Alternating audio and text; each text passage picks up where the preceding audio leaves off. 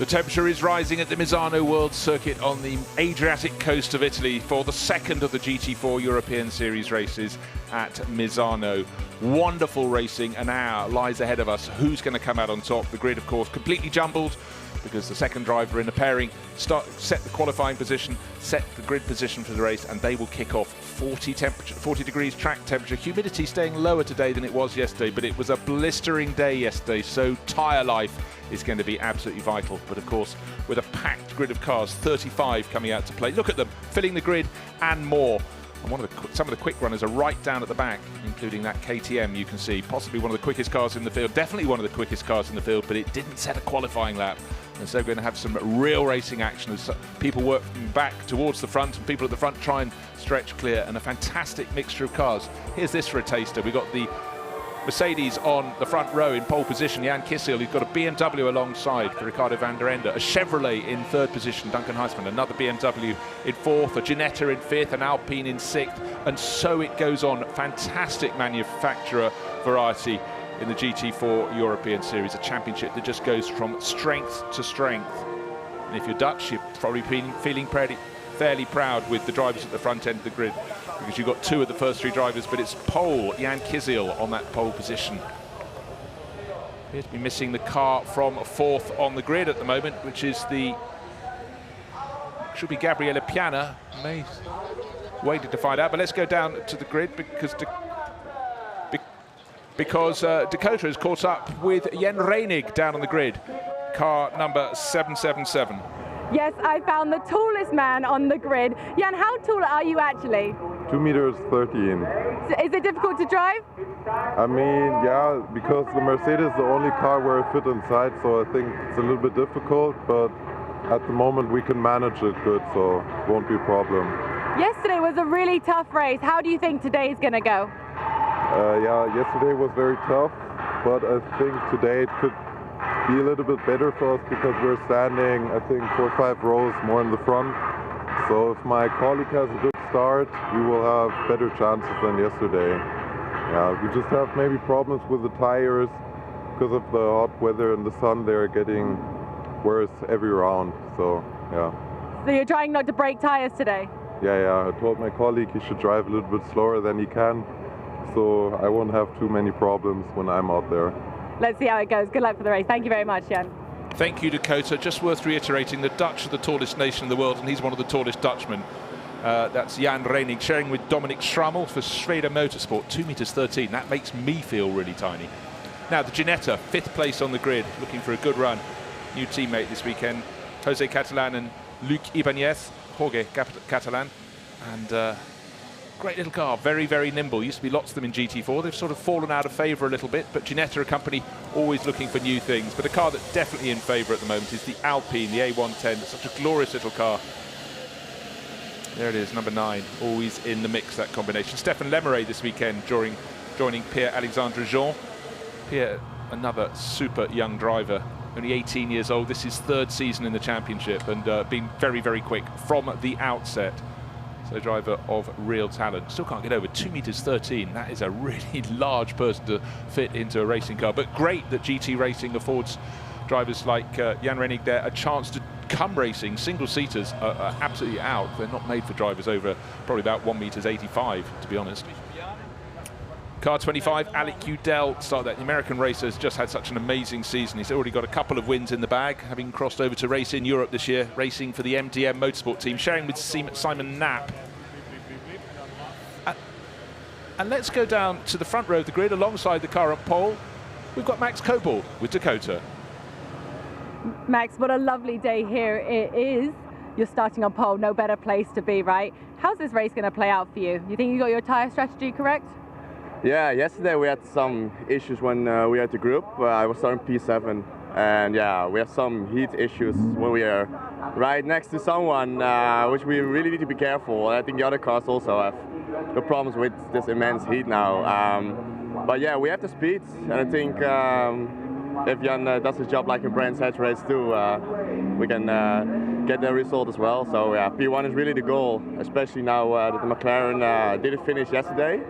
And now starting P17, so we can really get some good points for the championship.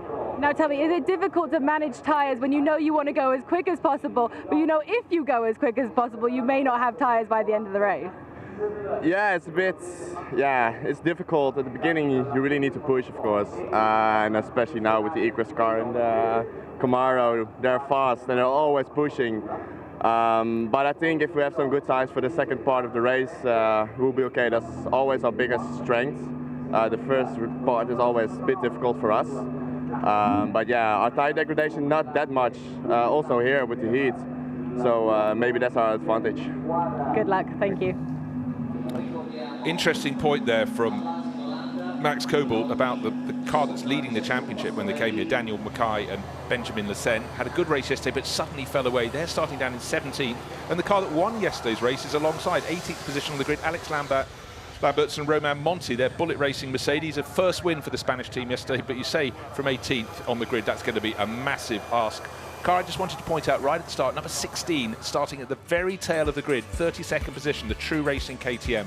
Let's see. So Kissel and Cobalt, we just heard that they took the lead of the championship yesterday with the McLaren coming away with nothing. Simon Knapp and Alec Udell just going stronger and stronger. They're second. Dan McKay and Benjamin Lecen tumbling to third. But look, 95, 93, 91. It's super, super close on points. This race at Misano is going to be quite pivotal in the championship. Particularly, you need consistent number of points coming in. And for the McLaren crew that was leading when we arrived in Italy, they are going to struggle even to pick up a point today. So things will keep changing, but who's going to lead into the first corner? Will it be Jan Kissel? We will see. In the Pro-Am honours, it's Marcus Pavrus and Lucy Treft, just having a really strong season for Lippert Motorsport. But Marius Zug, Gabriele Piana closing in. Alain Ferté, Grégoire de Moustier, there was a spin or something early on that dropped Alain Ferté down to the tail of the grid, so they lost a bit of ground. But the top two, well, we'll see who's on top at the end of the afternoon. Now let's take a look at the grid. Going down on the Segway will glide past the front row, which is Lippert Motorsport Mercedes and the Equus Motorsport BMW. Started by Jan Kissel from Poland and Ricardo van der Ende, the Dutch perennial. Second row, only one car in it because we don't have the Marius Zug Gabriele Piana car, the Pro-Am car. That is not here. Is that going to start from pit lane? We will see. Duncan Houseman, though, will kick off. Another tall Dutchman in a big, powerful car. That's the V8 Racing Camaro. Then the little Ginetta with Jorge Catalan and Pierre-Alexandre Jean, two small, nimble cars, the Ginetta and the Alpine. On to the next row back, we are looking at Alec Udell in the BMW, and then in the Mercedes, Dominic Schrammel. He's sharing with the giant teammate, Jan Reinig, starting 8th.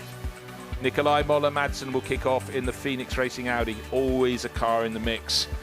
And then Tom Wood in the first of the Aston Martins, that's from Academy Motorsport, that's 10th on the grid. Number 2, Mercedes, that's the car leading the way in the Pro-Am class, and it's Marcus Pavrud, the Norwegian racer, who'll kick off alongside the first of the KTMs, the True Racing example from German racer under the moniker of Phil Hill. Next row back, we're going to the Aston Martin, Julian Darras, Street Art Racing, and Mark Basseng of Schwede Motorsport in his great-looking Mercedes. And then we go to the first of the Porsche Caymans, another car that's slightly losing popularity, but it's a new one. Nicholas Scholl, Allied Racing, Andy Merrick for Bullet Racing. That's the team that won. Yes, it's a sister car in behind, number 66 was the winning outfit yesterday evening. Alex Lamberts, and there's Dan Mackay, the McLaren that was leading the championship. Whatever went wrong yesterday also went wrong in qualifying for them, so that's sure to be a car picking its way up through the order, or trying, because it's so tight out on the grid that a little slip, even by a rival, can compromise you as you try and make your line through. As we go all the way to the back, you can see the field is so long with 32 cars that when we get to the KTM at the very, very tail of the field, it's not even on the straight. It's just turning onto the straight. That is the length of the line.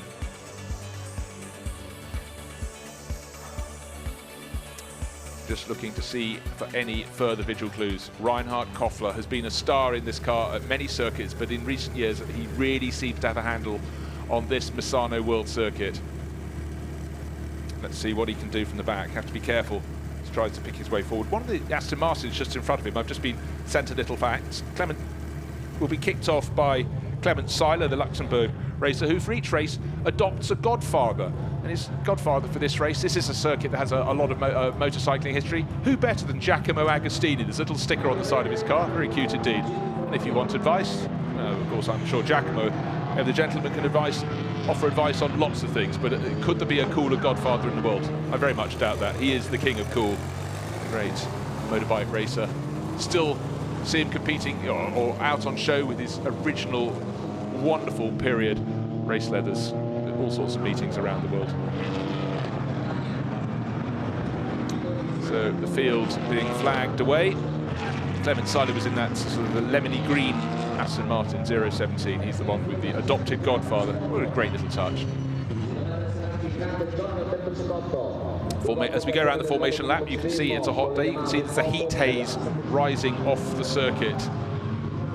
Great mix of cars, getting better with every year, but it's Mercedes at the front and AMG, such a popular model. Ricardo van der Ende, he is sharing with Ewan Mackay. Really good run for them yesterday. Gathering points, showing good pace. Ended up in 6th place, could have been higher. A lot of the drivers said things could have been higher. As it was, the Bullet Racing Mercedes broke clear. Roman Monti bringing it to the conclusion of the race. He's starting way down the order today. In fact, his teammate, of course, is starting. Alex Lambert's starting. Alex brought it home. Roman Monti did the spade work in the first half of the race. This is Dominic Strammel aboard the Schrader Motorsport car that's very kindly carrying an onboard camera for us. See the field. That's the run between turn 8 and turn 9. Big queue down into turn 8 hairpin. Chance for them to see it at low speed. But there's the Corvette, the Camaro that's starting 3rd on the grid. Duncan Houseman sharing this weekend with Francesco Pastorelli. He's had quite a few teammates in that big V8 rumbler so far through this season.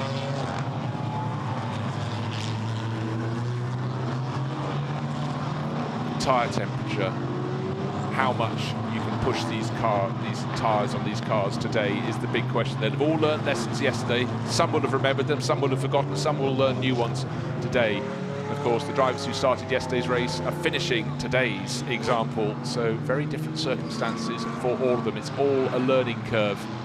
A lot of drivers just in the heat of the battle push their tyres too hard too soon. In the cooler conditions at the start of the year at Monza, then at Brands Hatch, you can get away with that. But here it's hot at Misano.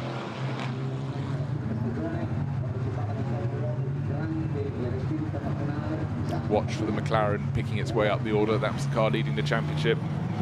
Number 14, entered by Equipe Verschoor. It's the blue and white McLaren. It's basically white with blue and orange markings on it, but it's way down in the middle of the pack. Just see it on the right-hand side of the shot. As the field gets into 2x2 formation as they go through the kink of turn 15. It's a left-hand kink.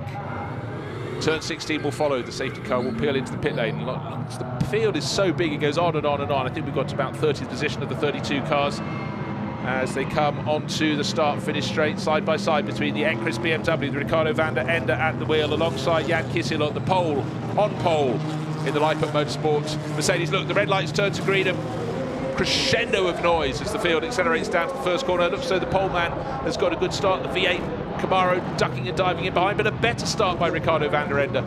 Brake later into the first corner. It's a very tricky combination. First handful of cars, they've all got through turn 1, turn 2. Yeah, good job by people. Jan Reinig will be watching on as his teammate Dominic Strammel grapples for position. He started in 8th position. Looks like the Aston Martin might be gaining a position up the inside, just in front of the Mercedes there. That's Jan Reinig's car, the 777 car, one of the Bullet Mercedes taking the wide line, possibly the safe line, keeping out of trouble at turn 4. But a great start from Ricardo van der Ende. Looks like it was a good start from Jan Kissel, but BMW put its nose in front. One of the two, though, Bullet Racing Mercedes is running wide at every opportunity to try and keep out of trouble, trying to gain places. And that Street Art Racing Aston Martin is certainly, that's Academy Motorsports, sorry, that's Tom Wood. Silver Aston Martin with the yellow flanks, gaining positions at the front end. But it's Ricardo van der Ende up from 2nd place at the start, into the lead by the first corner. He's going to see if he can drop Jan Kissel down to the middle of the pack. It's just a case of keeping out of trouble, but not running wide. Run wide, you will probably lose positions. So it's not as per grid positions. What we've had is a brilliant start from number 9. Pierre-Alexandre Jean, the little Alpine, has gone from 6th on the grid. Don't forget, one of the cars was missing, but he's up into 3rd position and harrying Jan Kissel. A bit of a mistake there. Pierre-Alexandre Jean closing right in, and Duncan Houseman trying to regain ground in the blue Camaro. Alec Udell looks like he's had a good start, so he's up into 5th place. Yeah, he's got ahead of the Ginetta of Jorge Catalan. And the next car in that grouping looks as though it's Tom Wood who's gained a couple of positions, if not a bit of bodywork lying across the track, being collected by one of the tail ender cars. Don't see who struck who out of turn 16, but the bodywork looked like a little bit of a wheel arch liner dropped onto the circuit. Let's hope that doesn't lead to a puncture, but certainly second place is being very, very hard fought at the moment. Pierre-Alexandre Jean working on Jan Kissel, which is great news for race leader Ricardo van der Ende. Broke to 1.5 seconds clear, and as this battle for second place shapes up, he should be able to escape and get further. Looking to see who's made great gains and losses. Nicolas Scholl lost a little bit on the opening lap. He's fallen down the order somewhat. Ibrahim Okyay, the Turkish racer, he's gone backwards too, but very tidy racing so far. But all along, Ricardo van der Ende is starting to open it up. The lead was 1.5 seconds at the start of the lap. And as he breaks clear, the battle behind continues to rage. Jan Kissel, well, here comes a move from Nikolai Moller-Madsen, thank you very much, past Dominic Strabel, but he's fast in, slow out. Dominic Strabel tries to fight back in the SRO Motorsports car carrying our camera, but as you can see, the move was completed by the little red Phoenix Racing Audi. Nikolai Moller-Madsen upper position, Dominic Strabel back down to 8th place. But Ricardo van der Ende, you couldn't actually see Pierre-Alexandre Jean at the start of that shot. The little Alpine tucked down behind Jan Kissel's Lippert Motorsport Mercedes. So much smaller and lower, but it matters not. It's neither of them are as quick as the Ecris Motorsport BMW at the head of the queue. Ricardo van der Ende, just what he hasn't won in GT4 racing is not worth knowing about. First 7 have broken clear, then it's the gap back to 8th place of Nikolai Moller-Madsen. So Tom Wood in the Aston Martin. How's this though? Just let's go through the makes in the top 4 positions. BMW, Mercedes, Alpine, Chevrolet, a second BMW, a Ginetta, and then an Aston Martin. So top 7 positions, top 6 manufacturers. Impressive. I thought I'd keep an eye on the progress or otherwise of the McLaren that started 17th. Not a lot. Dan Mackay only up to 16th at the moment. And Alex Lamberts, however, had gotten from 17th to 18th up to 12th, now back behind Julian Darris's Aston Martin. So he's making better progress from that mid-grid position. And Reinhard Koffler started 32nd. He is up in his KTM to 23rd. He's the driver making the moves up through the order. And what does one sense at the head of the field? Yes, the gap went out from 1.5 seconds to 2.1 seconds between first and second, between Ricardo van der Ende and the yellow Mercedes of Jan Kissel. Duncan Houseman now starting to put pressure on Pierre-Alexandre Jean in the little Alpine as they go down the back straight. It seems a lead of about 10, 20, maybe probably 20 car lengths towards between first and second. There's the second place Mercedes in bright yellow. Now the Aston Martin making good, coming around the outside. That's Tom Wood going around past Luc Ibanez. Or is it Jorge Catalan? It's listed as Luc Ibanez on the timing screen. I will go with that. So the Ginetta losing ground for now, kicking up the dust on the inside. Tom Wood made the move, so we'll stick with Luc Ibanez. That's what we have on the screen. Bouncing over the curbs in the Ginetta, but very good move. The Aston Martin advantage becoming more and more popular with good reason, as you can see in GT4 racing. And very good showing, winning the GT4 class at the Nürburgring 24 Hours last weekend shows that its popularity is sure to continue growing. A lot of people like saying, I'm racing an Aston Martin.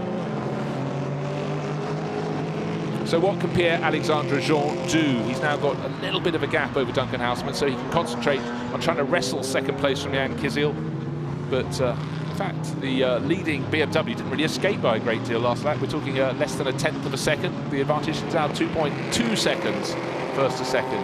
Just going out of shot was our race leader. Second place Mercedes being pushed, prodded, probed. Pierre-Alexandre Jean is finding no change from the pole in front of him, and he's getting Duncan Houseman starting to rumble his way in that V8 Racing Camaro onto his tail all over again. Out of turn 8 they go, up through the kink at turn 9. Coming up now into that kink, there they go, kink to the right, and get the braking done, and then get your car turned in as soon as you can to turn 10. Because of course that's the corner that leads onto that long, long back straight. This is the place you can make ground if you get your exit right. Pierre-Alexandre Jean not running in the slipstream, looking out wide. What I'm sensing is Alec Udell, the 25 MDM Motorsport BMW, has now decided it's time to attack right on the tail of Duncan Houseman in the Camaro. He's a few lengths further back, but coming up is Tom Wood, really making great progress. This weekend, racing with Mika Stanley, has generally spent this season sharing his Aston Martin with Academy Motorsport with Fiona James, but he's got Mika Stanley and going very well in his own right. Alec Udell pushing on, has those 2 wins in the bag already, won both races with Simon Knapp last time out at Paul Ricard. He came away last night with 3rd position, that's why they're leading the championship. The Ginetta is being dropped, having been passed by Tom Wood's Aston Martin. You see the Ginetta tucked in behind number 15. It's the leading car in the Pro-Am class. Of course, Marius Surga and Gabriele Piana didn't start the race. They were due to be 4th on the grid, so don't know why there was no start, but big shame for them. Yeah, definitely Alec Udell on the move, and what we've seen over the last lap as the Americans attacked is that Duncan Houseman has taken his eye off attacking Pierre-Alexandre Jean. But Alec Udell is now being caught by Tom Wood, and Luc Ibanez tucked onto their tail. That gap opened up very quickly from 7th. Nikolai Moller-Madsen in 8th is trying to hunt them down, but he's not getting any change out of them at all. The first 7 made good the escape. Nikolai Moller-Madsen had to work his way past his teammate Dominic Stramel. And lost ground. Oh, place change there. One of the KTMs nearly being clattered by one of the 2 Bullet Racing Mercedes. It's probably Alex Lamberts, yes, trying to go past Phil Hill and getting past Phil Hill. So 7th place, yeah, there you can see the positions changing down the order, but the KTM's got back ahead all over again. The Aston Martin, behind them, McLaren still not making an enormous amount of progress in the first part of the race. Benjamin Sen may take up the cudgels and do a better job in the second half, but a lot of these drivers are trying to remember the words their team bosses said to them: save your tyres. Some will remember, some will have forgotten in the heat of the battle and the heat of the day here at Misano. Still more than 50 minutes of racing. Gap between 1st and 2nd, it looks like it's going closer to 3 minutes, 3 seconds. So it is, just goes over 3 seconds. Jan Kissel has 0.8 of a second advantage in 2nd place over Pierre-Alexandre Jean. Pierre-Alexandre doesn't appear to have the answers to the questions being asked of him. He cannot find a gap. Jan Kissel settling down into that 2nd place. Duncan Houseman there in the Camaro in 4th. 5th, Alec Udell in the best of the BMWs. The 2nd best of the BMWs. Then Tom Wood in the Aston Martin. He got past the Ginetta, but Ibanez attacking back. There it is, the battle for 6th place.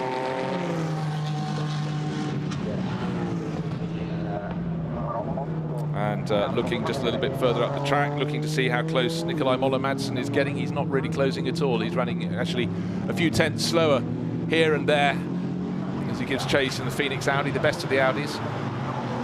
So still top 8, 7 manufacturers in the top 8. It really is a great accolade for GT4 racing. The Ginetta there, top car in the Pro-Am class, a really good run. So good pairing this weekend. Luc Ibanez and Jorge Catalan settling in very well together.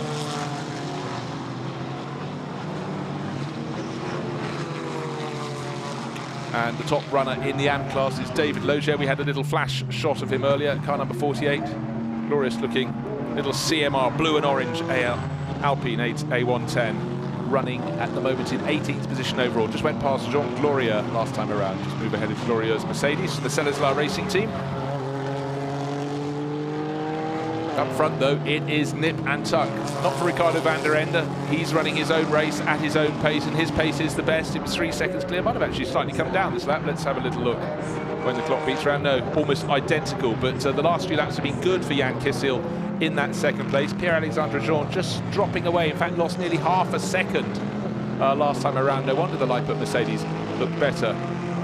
Car number 1, drive-through penalty for leaving the track to gain a position, and that's Nikolai Moller-Madsen. He just moved past Dominic Stramel to take 8th place. He's going to lose all of that and a whole handful more. So having got that Audi up into 8th, I'm afraid that's going to tumble way down the order, serving the drive-through penalty. Oops. There is, again, running slightly wide in the background, that Phoenix Racing Audi flashing his lights, and one of the KTMs is that getting going again, but it's clearly had a spin. Let's have a look. All on his own, car number 99. More Than Racing, Dominic Olberg and Onda Erdem, and that's Onda. He's right down at the tail of the pack after that. So when will Nikolai Moller-Madsen bring that red number 1 Audi into the pit lane? Serve that drive-through penalty. I think sooner rather than later might be the best time to do it. get it out of the way. Alec Udell starting to shape up to make a passing manoeuvre, if possible, on Duncan Houseman, but the Camaro stays on in that 4th place overall, harried and chased by Alec Udell, who not only is learning the BMW this season, learning the team, but he's learning the European scene as well, and really is doing a fantastic job of it. Car 25, 2 wins, frequent podium visitors, all over the veteran Dutchman. World Challenge GTC champion in his native states in 2016, racing the World Challenge GT class, the senior class in 2017 and 2018, but really finding his feet here in Europe in 2019. Number 25, Tricorp workwear. Duncan Houseman, the driver in front of him, is not a driver who tends to leave the door open, so he's going to have to really work his corner. Nikolai Moller-Madsen has visited the pit to serve his drive-through penalty, so tumbling down, I'd suggest outside the top 20, so close in behind. Waiting for him to rejoin. In fact, he'd be lucky to be in the top 25 when he gets back onto the circuit. So where is the change going to come? So hard to tell. Alec Udell actually dropped back a little bit in 5th place, no longer right on the tail of the Dutchman. Tom Wood in behind, doing as good a job as could be hoped for in the Aston Martin, 6th overall, just under a second down on Udell. There's another Aston Martin just a bit further down, Julian Darras, Street Art Racing, sharing with JB Vandenbalk, who did the second part of the race. 3rd Aston Martin, that's just going through shot, just showing how that's Academy Motorsport car. That's Will Moore and Matthew Cowley.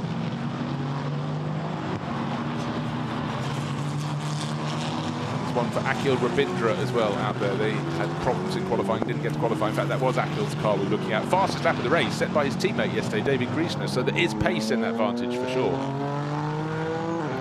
Talking of drivers running wide, turn 13 is being the corner where they all tend to do it. Some getting all 4 wheels off the circuit before taking the wider line through the sweep. 13, 14 and 15 very close together. There's 15, the left-hander. And just leaves the final corner of the lap for Dominic Schrummel, running in 2nd place in the Pro-Am class now, under 2 seconds down on the Ginetta of Luc Ibanez, so maybe coming forward all over again. There's the Pro-Am class battle, looking through the windscreen of the car, 2nd in class, Schrader Motorsport Mercedes.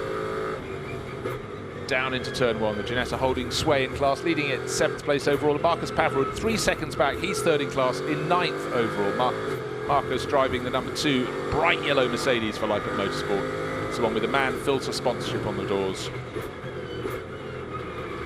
Tight early section of the lap, turns 4 and 5, bring the cars around. There's turn 5, then start to open out through the left-hander at turn 6. Don't want to go too wide over the curves. Turn 7 doesn't really exist. It's effectively marks the point where there's a very slight kink to the left, just a slight parabola there. Turn 7, and then hard braking for turn 8, riding down with Dominic Schrummel. Not much change in position, certainly not much change even in the gaps with cars in the top 10. So he stays a second or so down on Luc Ibanez, but still leading the battle to chase after the Pro-Am leader. Ricardo van der Ende, I haven't mentioned his advantage in the lead of the race. It's settled at just over 3 seconds. It was 3.0 seconds, 3.1 seconds. It's nearly 3.3 seconds now. So the Dutchman building whatever gap he can to hand over to Ewan McCabe when we get the pit stop window open. But I'd suggest Ricardo will stay out as long as he possibly can. Running well, running in clear air at the moment, so maximise those moments. Dan Mackay started 17th, came here leading the championship, arriving at Misano with the points lead. And he shares that number 14 McLaren from Akit Verschoor with Benjamin Lessen, but Mackay now up to 14th place, but not by dint of overtaking. That was by dint of the drive-through penalty that has dropped the number 1 Audi all the way down to 28th position for Nikolai Moller-Madsen. How frustrating. There's the Ekris Motorsport car leading the race with considerable ease, you have to say. 3 and a bit seconds. In fact, the last lap, not so much ease. It fell to 2.9 seconds. Just checking the lap times. Yes, he was well being caught by Jan Kisiel. We'll see how the gap keeps changing. But Ricardo van der Ende just so conservative with his lines. It's the chasers who are using a bit more of the track beyond. In fact, the driver in 5th place, Alec Udell, the top 5, he was the one running widest out of turn 6 over the curbing. But into turn 8 they go. The left-hand hairpin, the middle point of the circuit. Corner that if you stand on top of the pits building, you can look right down, a fabulous view. You can see the start-finish straight, but a far clearer line of sight lets you see turn 8, where they turn sharp left, you can then just about see over the top of a bank of earth and see the cars coming out of turn 10 the whole way down until they go through the kink at turn 12 before they drop out of sight. So great visibility, great spectating points in the circuit. Oh, and Aston Martin's run very, very wide out of turn number 8. That was Akhil Rabindra. Yes, Andy Merrick a couple places behind, so 18th and 20th position. But out on the track, Ginetta still leading the Pro-Am class, still running around. Luki Vignetti at the wheel, numbers in 7th position. But you can see Dominic Schrammel is closing in that orange and grey Mercedes behind. Vignetti in turn is right on the tail of Tom Wood. Got dropped by him and it's caught him up all over again. I'm talking in fractions of a second. They're going through turn 15 over the curbs, but staying just about within the confines. Turn 16, the final corner onto the start, finish straight over the curbs, but again, keeping it neat and tidy. I must say, this early stage of the race, the drivers are really seeming to have learnt this lesson about keeping their tyres, offering something for the second half of the race. Car 66, yesterday's winning car, Alex Lamberts, he had the easy job. He brought it home after Romain Monti did the spade work in the early part of the race. He's up to 11th place. Had that battle with the KTM of Phil Hill. His next target is Julian Darras, has to find a couple of seconds to get onto his tail, but the 66 Bullet Racing Mercedes making good, solid progress. First to second, let's call it 3 seconds, 2.999. In fact, on screen this lap, it seems as though that maybe a bit of traffic is starting to trouble the race leader, Ricardo van der Ende. Yes, he's mired in traffic as the field dives through the middle part of the circuit. No wonder the lead is chopping and changing. And look for yesterday's winning car, 66, definitely making progress. Alex Lamberts, German racer.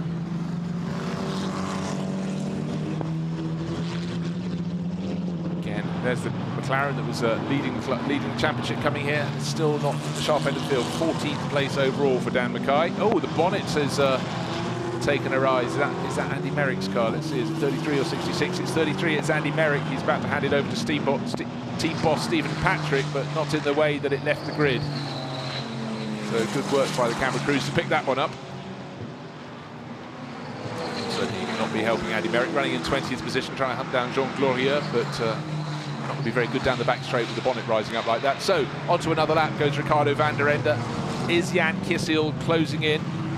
There's Reinhard Koffler running super wide. He's the driver picking his way up the order. Just gone ahead of the number 19, Akhil Rabindra driven Aston Martin. So up to 17th place from 32nd. Great run there from Reinhard Koffler. If he got into clear air, he could lap as fast as the race leaders. In fact, he's lapping very close to their pace, come what may. Ricardo van der Ende has hit trouble. I noticed the gap was coming down. Kissel's now leading the race. Pierre-Alexandre Jean into second. Ricardo van der Ende did a lap that was 5 seconds off his normal pace, down into 3rd position. Next target, Duncan Houseman will go past his compatriot. So what has been going wrong? At first I thought it was traffic, then 2nd and 3rd caused him. Now they've passed him. Now he's got Duncan Houseman on his tail. And it's been so smooth from the driver leading the race for the vast majority of Ricardo van der Ende. I can't see that he's ragged his tyres too much, but suddenly going backwards. Let's see his interval times. No, he seems to be back on the pace through the first sector of the lap, but 5 seconds down on that last lap. That's why he's 2.5 seconds down on Jan Kissel. So leading the race, the pole that started on pole position, Jan Kissel for Lippert Motorsport, Pierre-Alexandre Jean second in the Alpine, and then Ricardo van der Ende had it all under control. Now the Ecris Motorsport car back into a bit of smoke noticed there. Pay attention to that, Jones. See what happens. Just outside the top 3, Duncan Houseman, Alec Udell, Camaro ahead of BMW, then Luc Ibanez has recently got Ginetta back ahead of Tom Wood in that little battle for 6th place. So the Pro-Am class leader was 7th, is now 6th. Dominic Schrammel, 2nd in Pro-Am, running 8th. Marcus Pavrut, 3rd in Pro-Am, running 9th. Julian Darras in the 2nd of the Aston Martins in 10th position. Waiting for the latest lap times to come through, and the fastest of the top 3 was the driver now in 3rd place, Ricardo van der Ende. Can't work out. So much time, 5 seconds, 2 positions lost on 1 lap, and now he's going all over again. But I did spot that little puff of smoke. Don't know if that was anything untoward, but there is the BMW white with the stripes up its bonnet, back in 3rd place.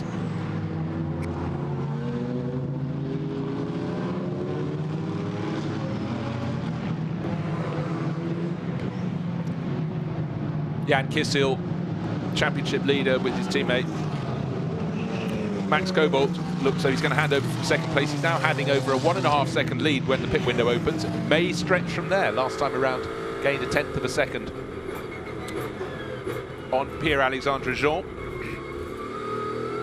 Now looking on board with Dominic Schrummel, all over the tail of Tom Wood. Tom Wood has lost position to the Ginetta, and he's lost ground to Ginetta. So maybe he's been the driver who's taken a bit more out of his tyres in the early stages of the race. Maybe the Vantage just had a little hiccup, but out of turn 10 they go, so onto that back straight. It all looks very equal. It's Dominic Schrummel, second in the Pro-Am class, 8th overall, gives chase down the straight. So here is the moment. The clock is still running, where it's all going. There seems to be a lack of power that goes away and then comes back again. So Duncan Houseman says thank you very much, and moves up into 3rd place overall. So very, very frustrating for the Ecris Motorsport crew, because you had to say with the 3.5 second lead it was looking totally in the bag for Ricardo van der Ende, but ultra frustrating. So it didn't look as though he'd taken it out of the tyres, but it's clearly an issue as he slows again. There's Pierre-Alexandre Jean. Still second, but the power is back with the Ecris Motorsport BMW. And Duncan Houseman got close to going past, but now isn't able to live with the pace of the rejuvenated Ecris Motorsport car. Getting to the point where the pit window will be swung open. And 2 days running for one of the Italian teams here, car number 71, the W&D Racing team. Entry local race, and it stopped out at turn 10. Unfortunately, that's the W&D Racing BMW, Paolo Meloni, but this morning started by Massimo Tresoldi. So I think with the first retirement yesterday and the first effective one today. So Ricardo van der Ende, let's take a look at any more puffs of smoke. It was when he went down towards turn 9, going to the kink at turn 9, a sort of puff a lap or so ago. Pierre-Alexandre Jean in a much smaller looking Alpine. Oh, just in behind. So the W&D Racing BMW's got going all over again, just in their path, staying out of their way, but look at the slipstream there being gained. There's the W&D car on the left of the circuit, but looked like a better exit and more grunt. Back into second place, surely goes Ricardo van der Ende. So he's got the pace. He lost the pace for some technical reason. It's come back again. He's gone from first back to third, up to second. Now, the gap between Jan Kisiel and the best of the rest was 1.5 seconds. Is it going to come down? Because in these final moments before they get to the pit stop window opening, Ricardo van der Ende is flying all over again.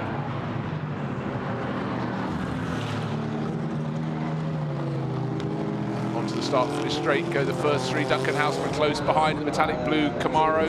He's now got a little bit of clear air, a second or so back to the BMW of Alec Udell. And yet again the problem has struck itself. Every time you think, right, he's re-established, he can now set off after the lead, it happens again. In fact, I'd have thought Ricardo van der Ende will hand this car over as soon as possible. It can't be any joy to drive at all. It's got the speed, and then suddenly, one glitch after another, he's working his way back down the order. He's now in 4th place, and Alec Udell, who came onto the start finish straight in 5th, is now thinking it could be 4th anytime soon. Lightfoot Motorsport leading the way there, Mercedes 2.6 seconds clear now of the Alpine of Pierre-Alexandre Jean. So what is happening in the cockpit of that Ecris Motorsport BMW? 2, if not 3 glitches. One of them cost him 5 seconds. Dropped him from 1st to 3rd, and since then he's been going backwards and forwards up the order. Had only just got back into 2nd place, was setting off after the race leader. Another car in problems. This is the one and only Ginetta. Oh gosh, that was the car running in 6th place. That was the Pro-Am class leader. Oh, and for Luc Ibanez, just coming up to the pit window, and he's going to cruise in for all the wrong reasons. It looks number 35 is the first person to take a sensible pit stop. So what is going on in the pack? The big problem there for the Ginetta, far worse than the problem for Ricardo van der Ende. His is intermittent, whereas the one for the Ginetta looks terminal. So now leading the Pro-Am classes, Marcus Pavarud just got ahead of Dominic Schrummel. We're going to have a scramble for the pits. 2nd and 3rd, the Alpine and the Camaro. In behind, still going, but intermittently. Lost, I'd say almost 2 seconds on that last lap. Ricardo van der Ende down to 4th. This should be a race he had in his bag. Trying to pick up a pattern of where the power doesn't come in. We saw him going slowly before down towards turn 8, the end of a straight. Failed to continue accelerating, had the glitch. Again on the start finish straight, another glitch. Great little battle for Pro-Am honours. Marcus Pavarud, Dominic Schrummel, half a second between them. They're just behind this pack. They're running in 7th and 8th positions. Bright yellow Mercedes, not that one, that's the race leader. for Lippert Motorsport, but the sister car, the yellow one, should be coming to the background of the shot. No, just teasingly out of image.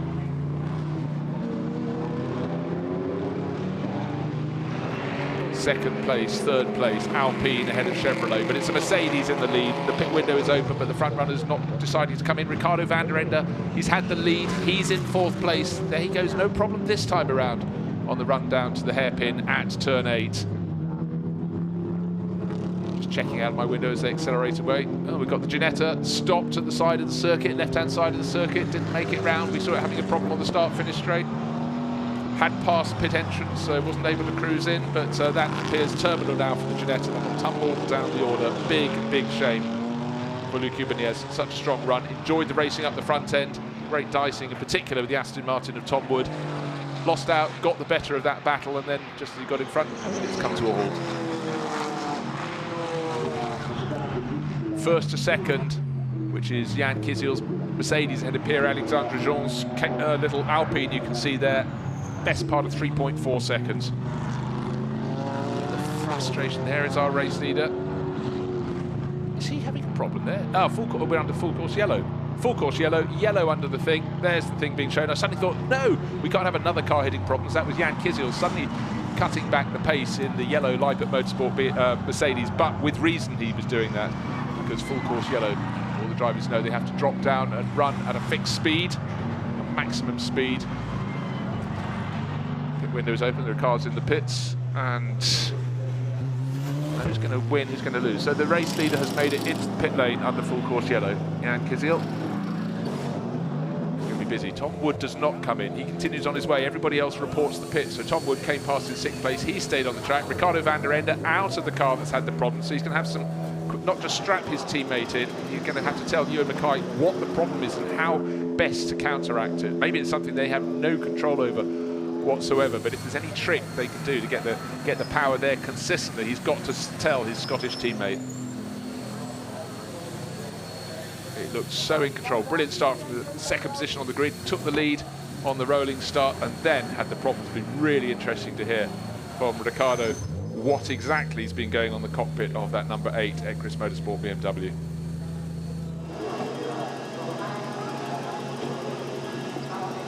Full course yellow, while of course the Ginetta is cleared off the circuit. It was on the exit of turn 8, it was stationary in the track. Now Tom Wood decided to stay out. I'm sure that's the greatest tactic in the world when you've got the full course yellow, but it depends how long they think the problem is going to stay with the full course yellow on the circuit. If it's long enough, he can come in next time round. It actually could be a masterstroke, but it's a question of how long this period under yellow continues. The Ginetta already being towed down the infield. It'll be parked up behind the barriers at turn 8. They found a gap in the barriers and pulled it away, but the car that was leading the way, just remember, Jan Kisiel, 3.3 second advantage when the yellow period commenced. Now, does he need a pass out the pit lane? But that means we've had changes of position during the pit stop. It means the Ecris Motorsport car came in from 4th, has come out ahead of 2 of the cars that were in front of it. The Camaro that Duncan Hausmann's handed over to Francesco Pastorelli, and then the little Alpine has dropped in behind them. So no wonder people are looking up and down the pit lane to try and see if a second can be gained here or there, but number 9 Alpine, now in the hands of Stefan Lemeray, should have come out at the head of this grouping, and it's come out at the back of this trio. So good work by the Ecris Motorsport crew. Let's hope all is straight and legal. In terms, because we have a minimum pit stop time, you shall not exceed that, or undercut it, more to the point. Don't forget, Max Cobalt came in ahead of them, had a 3 and a bit second advantage. He should be running at the front of the field once all the cars have made their pit stops all over again. There's the McLaren. Benjamin Nassen will take that over. Cannot get side by side under full yellow. You have to run in race order because you're running at no overtaking under full yellow, but really Francesco Pastorelli, a little bit of gamesmanship there. Stefan Lemeray tucked in behind, so it's the Ecris M4 ahead of the Camaro, ahead of the little Alpine.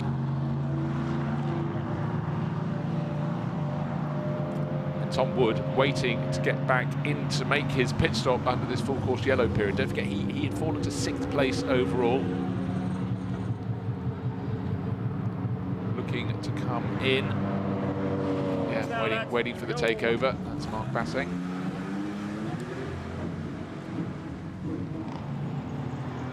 So, full course yellow, the car's been removed. I can't see for how much longer we are going to have this yellow period. It seems interminable because I can see the other car, the car that broke, Ginetta, has been removed to a place of safety. Looking for any signals on screen. In comes the Aston Martin. Is this a great tactic or is it not? Well, time will tell. Academy Motorsport changing Tom Wood for Micah Stanley. Now it's time to get heat in the tyres. 27, nearly 28 minutes this race remaining, and BMW right in that mix as well. So when we go green, it's going to be a fearsome battle. So bear in mind, Ewan Mackay has taken over. He's in the number 8 Ecris Motorsport BMW. Max Cobalt leading the way in the Leipzig Motorsport Mercedes, but it's the V8 Racing Camaro there in effective 3rd position, and in 4th position Stefan Lemeray in the Alpine. 5th place Simon Knapp has taken over the 25 BMW, having to run at a limited pace, a pace they all should be running at. There should be no gaining of distance. The gap should remain the same. The gap is absolutely next to nothing. Round the corner they go one more time, still waiting for the signal when it's going to go green. The yellow flag still being waved all around the circuit. Don't underdo the time, you have to be at a standstill. Where is the Aston Martin? It came in from behind them from 6th place. It should emerge, yeah, definitely behind them, because he's got a long way to get to pit exit. But don't forget, cars on the track are not running at racing pace. Quite clearly, they're having to run at the same limited pace as he's going to be running in the pit lane. So it's going to be very close. I think, unfortunately for Micah Stanley, when he comes onto the circuit, he will be just behind them. I can see the roof of his Aston Martin in the air. He's not close enough to pit exit to be able to jump them by the time they exit turn 3. So 2nd, 3rd, 4th and 5th. Down to Simon Knapp in 5th place, then really quite a gap, and then out into what should be 6th place comes the Aston Martin. So he's actually lost ground by taking his pit stop a lap later. Not lost position, there he is in the background of the shot. And he's just in front of a yellow Mercedes. By reckoning, that should now be Lucy Treffs in the number 2 Pro-Am class leader. It will polish out. What you don't want to do is hit anyone in the pit lane. What you really don't want to do is polish one of your own teammates' car. 30 hitting 31 there. So Guillaume Dumouriez attacking the back of the sister car. I don't think there'll be much damage, but I'm sure the team will make him buy lunch and drinks for that contact in the pit lane. 4 cars, nose to tail, 2nd, 3rd, 4th and 5th. The Aston Martin in 6th place in the background. The Pro-Am class leader in 7th now, Lucy Treffs.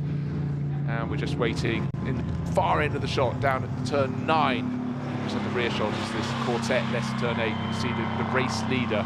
Now it's Max Cobalt, a Dutchman in the lead of the race. The Dutch have been doing a very good job in this race. Ricardo van der Ende, fellow Dutchman, waiting for green. It's going to come very soon, I'm told. 2nd, 3rd and 4th, almost nose to tail. Certainly have been. Now get on the tail. Simon Knapp, you cannot accelerate until the cars in front go. They've all got to stay at this limited maximum speed, waiting for the signal.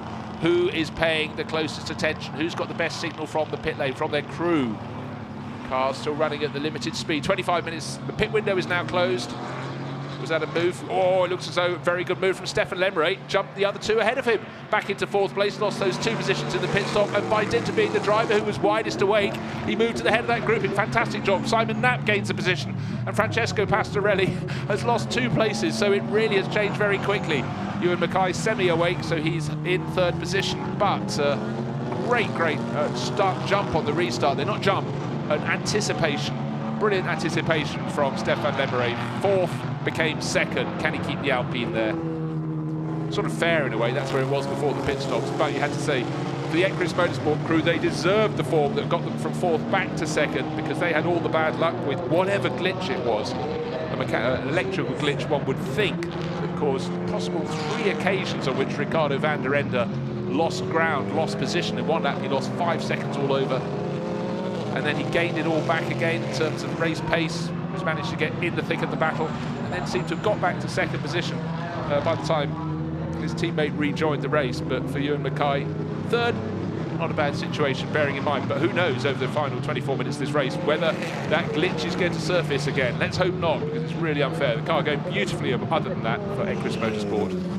What we've seen in the restart, though, is that Micah Stanley's made a real charge in the Aston Martin. He was some distance off the tail of this little quartet. He's trying to make it 5 cars. Now, Francesco Pastorelli regaining a position from Simon Knapp. 2 Dutch racers having great fun on the track. Micah Stanley in the Aston Martin thinking, well, I think I'll be having a little go in this myself. In fact, I might keep clear of their fireworks, watch them for a couple more corners, see what I can do down the long back straight. Yeah, the Academy Aston Martin looking very, very good indeed, very handy. So, Max Cobalt led at the start of this lap for Lippert Motorsport. His Mercedes 5.6 seconds clear of the fast restarting Stefan Lemeray, who got that little Alpine back into second place. Ewan Mackay getting up to speed again in the Ecris Motorsport BMW, the M4 in the background of the shot. Then this great battle for fourth place, the Camaro of Francesco Pastorelli has got past Simon Knapp's BMW, and getting onto their tail, the Aston Martin, number 61, Micah Stanley. Lucy Treffs, 7th overall, leading the Pro-Am class. Top car in the Am class, Eric Mouet, really good run. He was great yesterday in the race. Sharing with David Loggia, his CMA Alpine, 13th overall.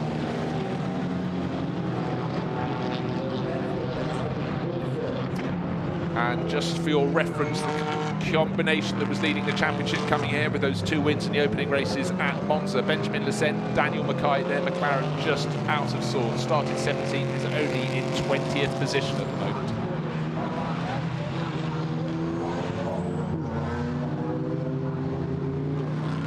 Battle starting to string out. Looks as though Stefan Lemeray safe in 3rd place. Ewan Mackay's, sorry, 2nd place. Ewan Mackay's safe in 3rd, but then this battle, the Camaro, the BMW and the Aston Martin just dropping off their tail a little bit. Ewan Mackay, yeah, he's got a bit of a gap, a little bit of a safety gap, lest there should be another hiccup from that Ecris Motorsport BMW. You can see it there. Then 4th, 5th and 6th, the Camaro, the BMW and the Aston Martin. No real gains. If anything, Micah Stanley, having caught them, has dropped back a little bit in 6th place. 1st to 6th though, only 8 seconds, so it's tight, but it certainly looks like that Lippert Motorsport car last time around. In fact, Stefan Lemeray is taking great chunks out of it, gained nearly a second last time around on the race leader, so this race is far from over. Max Cobalt building on the work that Jan Kissel was doing, but Stefan Lemeray really getting to grips with the little Alpine, giving chase and playing catch-up. 5.8 seconds, the advantage 1st to 2nd became 4.6 on this lap. It's down yet more. Great chunks of time being gained by the chasing Alpine. Stefan Lemeray, Belgian racer, so much experience, so much speed, making the very most of all of that.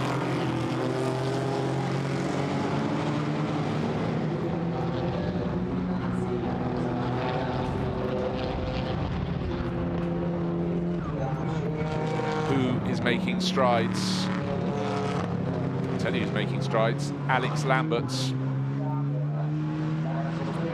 started way down the order. In fact, it should be Romain Monti now. The name has clicked over because Romain started yesterday's race. Did a brilliant job for Bullet Racing. Handed over a car that Alex Lamberts took into the lead of the race and kept it to the finish. They started 18th though today. Where are they now? 7th, the number 66 Mercedes. It's going to be at the back of the pack. The next target is the Aston Martin of Micah Stanley within a second last time around. So wait, there's the 2nd place Alpine, 3rd place Ecris Motorsport car. There, with the red flash up over its nose, chasing the Aston Martin's 66 car. Romain Monti at the wheel and really making it fly. Mistake there for Micah Stanley, wide on the exit of turn 8, and it looks though, is it position lost? He's on the right line for the inside as they go through the kink, but I think the confidence that we're going to see from this Mercedes will have him sweep around the outside. Romain Monti, my hat is semi-off, gets the power down, gets the job completed. Wonderful move around the outside, up to 6th place. Might have been a slightly compromised entrance to the start-finish straight. May not have got the power down just as he wanted, but he had his nose in front, and it's still in front. So Micah Stanley down to 7th now in the Academy Motorsport Aston Martin.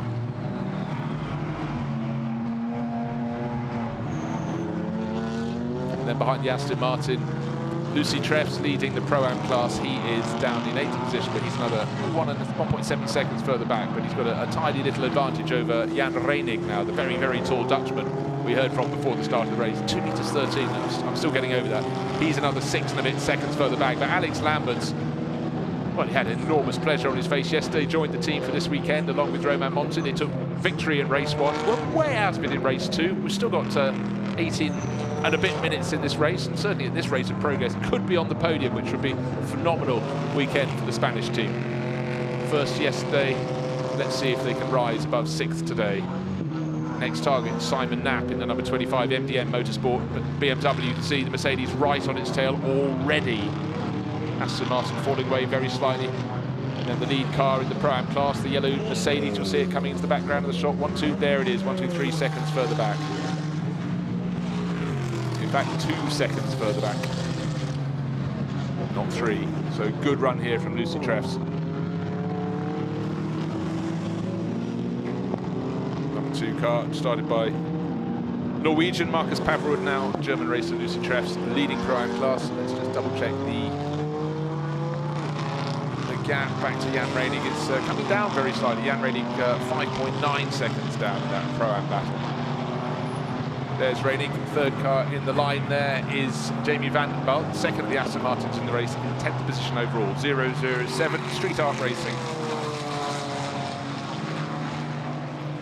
Street Art Racing have been running Aston Martins for a very long time. This is their first season with the new Vantage shape. It's very, very different indeed. Much less of a blunt tool, must be said. Very smart looking car. Onto another lap goes Max Cobalt. His advantage was 2.7 seconds. I think it's come down a fair bit on that. Stefan Lemery giving chase, waiting for the interval to come up on screen. 2.6, it looks as though it come down more than that. 3rd place, Ewan Mackay, there he goes into turn 1. 4th place, actually the biggest gap he's had for a while. Francesco Pastorelli, Simon Knapp, and Simon has an excuse for falling back from his fellow Dutch racer because he's got Alex Lander, he's got Romain Monti all over his tail. Eric Mouet, 16th place overall, great run for him. He's leading the AM class. He's got Pascal Bachmann in one of the other Aston Martins. That's one entered by Street Art Racing. It's the greeny yellow one. That is a few seconds further back, but may yet have a change in that class. 2.6 seconds down. In fact, last time around, Aston Martin giving chase gained 2.5 seconds. So yes, Eric Mouet, enjoy the lead in Pro-Am while you can. Benjamin Lecen still only down in 20th position in the McLaren. Still Aston Martin tucked in behind. In fact, Benjamin's just gained places. He's just come through. He's just overtaken David Griesner. So he's gone up 3 places on that lap to 17th place overall, which matches the grid position. So it's not what they'd have wanted. And 33 off out of the race, unfortunately, for Stephen Patrick. So while one Bullet Racing Mercedes is making great ground, the other one has had a little bit of frontal contact. You can see the damage to the nose. And unfortunately, for Stephen Patrick, he is out of the race. Maybe he'll be able to cheer at least as Romain Monti, who is running in 6th overall, tries to hunt down those in front of him. He's only 10 seconds off the lead of the race. This is the race leading car, number 4, Max Cobalt, the Dutch racer. It's a good day for Dutch racers. We've got them in 1st position, 4th position, 5th position. Not too bad at all. 4.6 seconds. You can see it's coming down in small lumps, occasional laps. That one where a second was gained, then 1.8 seconds, but now the interval, 2.3 seconds is the gap, 1st to 2nd. It's coming down, but the chunks are not as big as they were that were being lopped out of Max Cobalt's race lead. Michael Stanley, who looks as though he might be able to gain a few positions, has now got, he lost one to Romain Monti, and now he's got Lucy Treffs all over the tail of him, but then it looks as though we might have a change for position. Simon, yeah, there we go, up another position gained by Romain Monti in the 66 Mercedes. Simon Knapp cedes that 5th position. So how much higher can the 66 car go? Just want to reiterate, Alex Lambert started that down in 18th position on the grid, effectively 17th because the car that should have started 4th, the 111 BMW that ran so well yesterday for Marius Zug and Gabriel Piana, did not start, but the rest have all been gained by the hard work of Lambert, and now Romain Monti.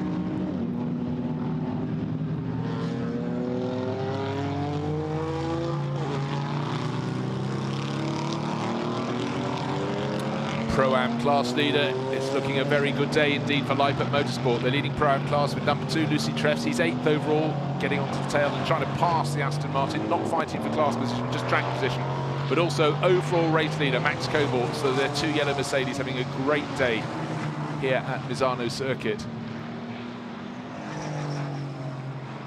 Eric Mouet still leading the AM class in his number 48 Alpine, but Pascal Bachmann, the number 17 Aston Martin, getting closer and closer.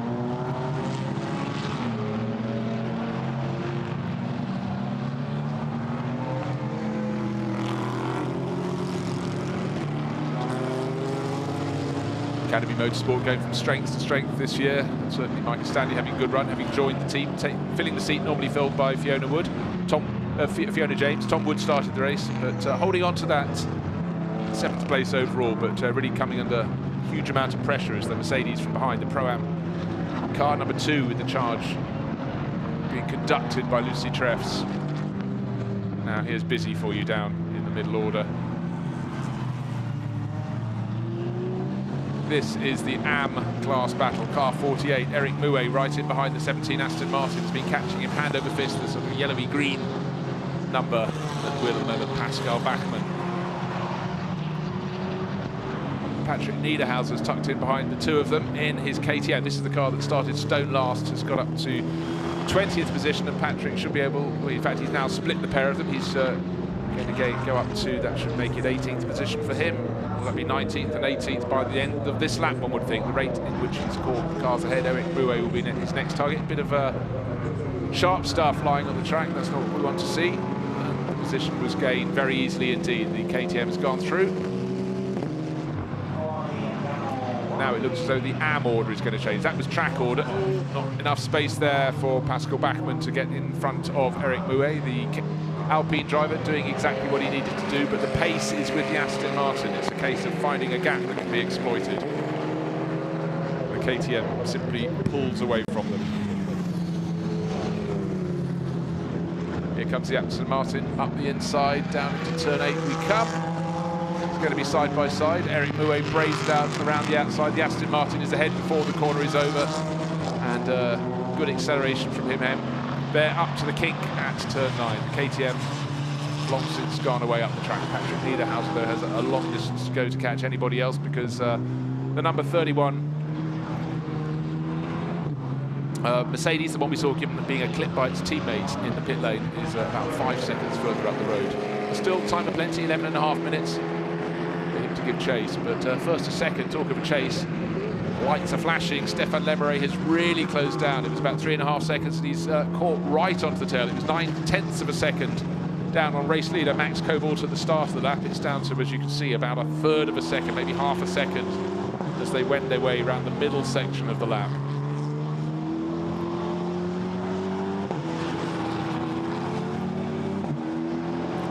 Up the inside he goes, but he's on the wrong line for the next corner. Let's have a look. Is it still going to be the Mercedes in front for Max Cobalt? Looks like the nose of the blue Alpine has moved ahead. They're side by side as they get to the kink, and in front at the kink.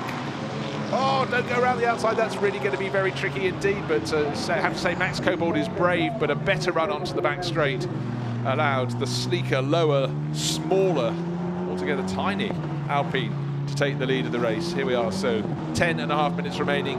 And for Pierre-Alexandre Jean, a driver who particularly expected wins this year, his highest finish, believe it or not, was 10th place yesterday. Changed teammate, and certainly Stéphane Lemeray has done a fabulous job. So not only a first podium coming their way if all goes right for the next 10 minutes, but the first win of the season for a driver who really is of the caliber that expects wins when he goes racing. It's Pierre-Alexandre Jean on the sidelines, and Stéphane Lemeray bringing it home. And when I say bringing it home, I mean overtaking cars and bringing it home. That's the key. Very, very wise on the restart. Black and white flag for car number 12, by the way, for disrespecting track limits. That's the Turkish Borusan Automotive BMW. So they'll have a black and white flag. One more warning, and it'll become a drive-through. So, riding on board with Jan Reinig. He is a fraction of a second down in the Pro-Am class. Lucy Treffs is with him, looking for position. The Aston Martin, Mika Sanizone. In fact, I think Jan Reinig has made the move to go up because he's got the Aston Martin in front of him. Where is the Mercedes? Looking for Lucy Treffs in the yellow Mercedes. This is ahead of him. I'll have to see when they come past me. But Jan Reinig, 7th overall, so been a problem for someone for them to move up. Oh, there he is, right. The Mercedes is behind him. So Jan Reinig, the tall Dutchman, the very tall Dutchman, now leading the Pro-Am class. And Lucy Treffs has gone backwards. It's a slower lap. Yeah, 2 seconds slower. That's how he ended up being second in class, in the Pro-Am class, falling that one position. So good run here from Jan Reinig. He can fit in the car just, and he can make it fly, most certainly.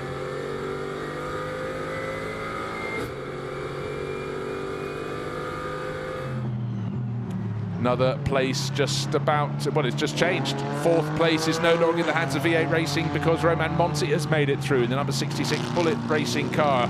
8.5 minutes remaining. His next target, can he get to the podium? He's 5 seconds down though. 5.5 seconds down on Ewan Mackay. But we know that Encris Motorsport cars had 2 or 3 intermittent problems that have led to it losing a lot of time. There's Mackay. Well, that's surely a lead that's big enough to protect all the way in the final 8 and a bit minutes of this race. But 4th, 5th and 6th in the shot. It's now Romain Monti from Francesco Pastorelli and Simon Knapp. Then comes Mika Stanley. And now the new Pro-Am class leader, tucked in behind Jan Reinig. Lucy Treffs looked in good position there, leading the Pro-Am class for Leipert Motorsport. Leipert Motorsport still leading the race. Well, they were leading the race, but of course they've only just been passed by Stéphane Lemeray. That amazing move down the back straight. So from leading overall, leading the Pro-Am class, they're 2nd overall and 2nd in the Pro-Am class now. Jan Reinig really fancies his run in this race. He fancies getting past the Aston Martin all over the tail there of Mika Stanley. It looks like he's made a better exit out of turn 6. Is there going to be a move and they get down towards turn 8 and they're going to go up the inside? Well, look, that's completely covered, but you can go around the outside here, and I really fancy that's what Jan Reinig's going to manage. The silver and orange Mercedes trying to go around the outside of the silver and yellow Aston Martin. The Aston Martin prevails, and that gives a chance for Lucy Treffs to catch back onto their tail all over again in the yellow Leipert Motorsport Mercedes, but the quicker Mercedes by far, as you can see. The body language of the car, maybe the tyres are good at this point in the race. Place change surely. The Aston Martin side by side as they go down the back straight. The nose length in front, half a car, 2/3 of a car length in front of the Mercedes. The Mercedes on the inside, wait for the image. Mercedes is through into 7th place overall. That is worth the price of admission alone. That was really good bodywork dragging by the looks of things off the tail of that Mercedes, or was it just a shadow? Let's take a look. And we have it running wide out of turn 13. It is bodywork running loose. Well, there would have been contact, whether it was just as he went past or down the straight. Just checking to see if there was a dust was kicked up by the Aston Martin, if there was contact that led to that, and maybe a puncture for the Aston Martin. Don't think so. Here's 4th, 5th and 6th over the start-finish line. Romain Monti, Francesco Pastorelli and Simon Knapp. In the background, here is the battle. Let's take a look as they get down to turn 1 again at that bodywork dragging. Pro-Am class leader, the 2nd Aston Martin, Jamie Vandenbouw, the white ones, playing catch-up as well. Yeah, the bodywork still dragging. So there's been some contact up the rear. Didn't see when it was. Maybe it was when they went past the Pro-Am class lead changed, went past Lucy Treffs, but come on, mate, should be able to take that to finish the race. 6 minutes left. Great run here from Jan Reinig. Well, let's hope that doesn't come off. That's a sharp piece of bodywork, could lead to a puncture for anybody who hits it if it falls in the track. But leading race, but caught in traffic behind another of the Alpine there. That's the Redelais competition car, Jean-Charles Redelais and Laurent Cobard in front of the race leader. But right now, Stéphane Lemeray leading by 0.6 of a second. Confusing, suddenly 3 Alpines in a row, but the one at the back of that run of Alpines is the one leading the race and indicating go past on my right-hand side. Job done. So 1st to 2nd, Stéphane Lemeray to Max Cobalt. Is the gap going out? Yes, it is. There's a car between them. It looks like it's more than a second now. Get towards the end of another lap. The clock is down to just about 5 minutes left. Mercedes has also got past that Redelais competition Alpine, but Stéphane Lemeray has this race under control, you'd have to suggest. Out over the coast. Look, just conservative line, not racking the tyres too much at the end of the race. This 2 well clear of Ewan Mackay. It's about 6 seconds. He's just in the background of the shot. Next car through, just waiting for the bullet racing Mercedes, but it doesn't look as though that's going to reach the podium twice in 2 days. But 1st and 4th is a really, really good finishing combination for Romain Monti and the driver who kicked off today, Alex Lamberts. But it does look as though it's going to be a first win in the GT4 European Series for 2019 for the CMR Alpine team, because the best of the rest, Max Cobalt in his Leipert Motorsport Mercedes, is close, but surely not close enough. And for Ewan Mackay, I guess 3rd place will be satisfactory. It could have been a win, because certainly the pace has been there for that car, but whatever the problem was that cost them the lead, thank goodness it doesn't seem to have carried on through the second half of the race. I don't suppose there was anything they could do to fix it. Whatever it was, it frustrated Ricardo van der Ende. He was in the lead of the race, and comfortably so. But the car is still going, still lapping close to the pace of the front runners. Must be said, last time around he was actually 1 minute 47, and the chasing Romain Monti 1 minute 45.8. So he'll be catching, but surely time is running out. He's 4.1 seconds down. Well, around this lap is he gaining? Just waiting to see Romain's time through the end of the 1st sector. Should be on the screen any second now. He's well clear of Francesco Pastorelli.